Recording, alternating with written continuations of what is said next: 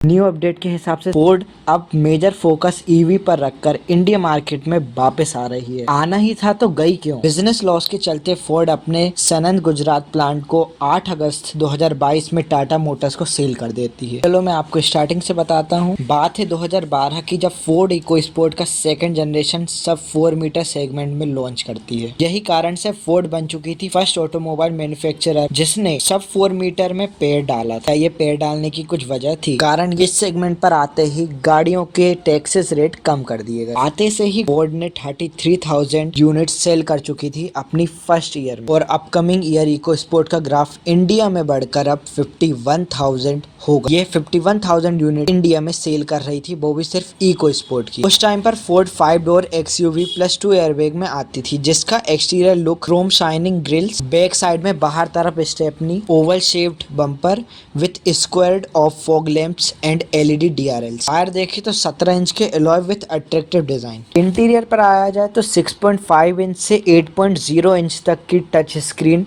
Infotainment screen with seamless smartphone connectivity, automatic climate control, rain sensing wiper and 2 airbags। Power देखी जाए both segment में, petrol and diesel दोनों में, 1.5 litre petrol engine produces 120 bhp at 6500 rpm and max torque produce 150 nanometer at 4500 RPM. 1.5 liter turbo diesel engine produces 99 bhp at 3750 RPM and max torque is 205 nanometer at 1750 RPM। जब से अब तक देखा जाए तो total अब भाई सेलिंग अच्छी होने के कारण इनने सोचा कि थोड़ा बहुत अपन बिजनेस को एक्सपांड करें। तो ये उस टाइम पर दो बिजनेस रन करते थे, एक इंजन का एक्सपोर्ट, दूसरा कार मैन्युफैक्चरिंग एंड प्रोडक्शन। और यही प्रोडक्शन यूनिट को इंक्रीज करने के लिए अपने सनंद गुजरात में अपने न्यू प्लांट को स्टेब्लिश कर 4.5 lakh unit of car production and 6.5 lakh engine production units. Ford की कैपेसिटी बढ़कर अब कार प्रोडक्शन में 4.5 लाख हो चुकी थी,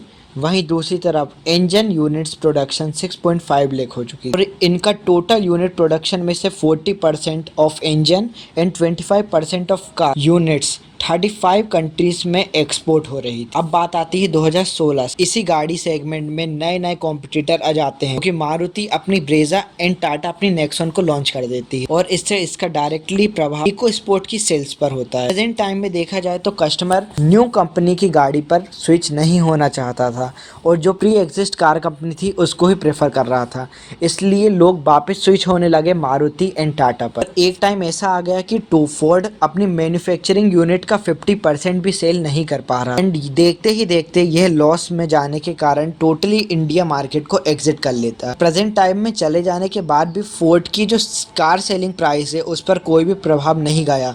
यूज्ड कार सेगमेंट में देखा जाए तो अभी भी फोर्ड की इको स्पोर्ट एंड एंडेवर दोनों उसके प्राइस टैग के लगभग बेची जा रहे हैं, और यह विश्वास को देखकर फोर्ड वापस कार प्रोडक्शन इंडियन मार्केट में करने जा रहा है। वहीं दूसरी ओर फोर्ड ने अपने इंजन प्रोडक्शन की हेल्प से प्रॉफिट कर चुका है, एंड उसके जो भी लॉसेस थे वो अब क्लियर हो चुके हैं। फोर्ड की तरफ से देखी जाए तो इन्होंने अपने एंडेवर में न्यू डिजाइन का पेटेंट फाइल किया गया है।